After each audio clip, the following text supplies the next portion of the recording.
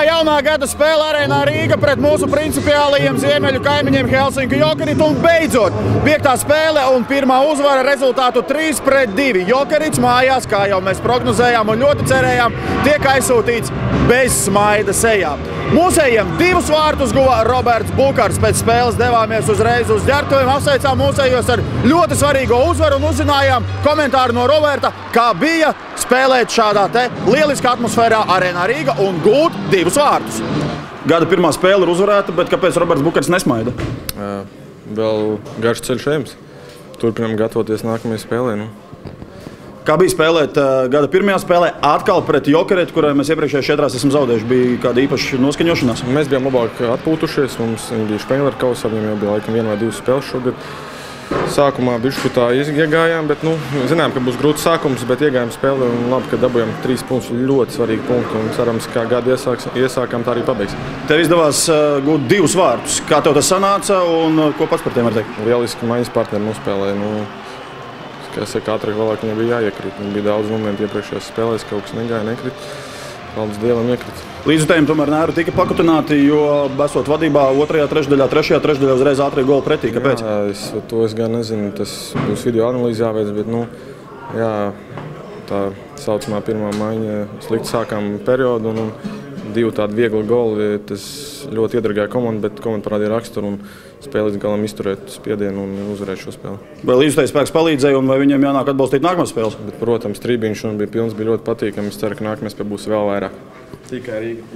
Pretiniekiem 2. vārtus guva Niklas Hagmans. Viņš tika atzīts par šīs spēles labāko spēlētāju, bet laikam šīs zaudējums bija pārāk rūgts un pēc labākā spēlētāja balvas, diemžēl, Niklas neatnāca. Toties mums izdevās aprunāties pēc spēles ar vienu no Jokerit komandas līderiem Stīvu Mozesu. Uzzinājām, ko viņš domāja par šī vakara spēli, kas pietrūka 5. reizi viņiem uzvarēt mūsējos un kā ir spēlēt gada pirmo spēli. Unfortunately for the Jokerits, the 5th time when you met the Dynamo Riga, we won. What was not so good for you today? Yeah, I mean, I don't know, it wasn't our best game, but you got to give you guys a lot of credit. You played well and made it tough for us. So, again, got to give the other team credit sometimes, and they played well. Was it like a principle to win Dynamo Riga in a 5th time? Yeah, I mean, we want to win every game we go into. I don't think that changes no matter who you're playing or what game it is. But, we didn't do everything that we could today, but at the same time, like I said, good game by Dynamo. What was different like in the previous games?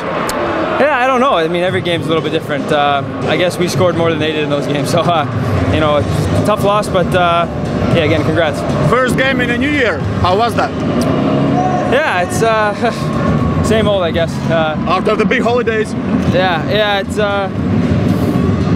it's tough coming back sometimes after a little break, but again, that's no excuse. So we got to be a bit better, and we'll work on that future games. Thank you very much. Yeah, thanks.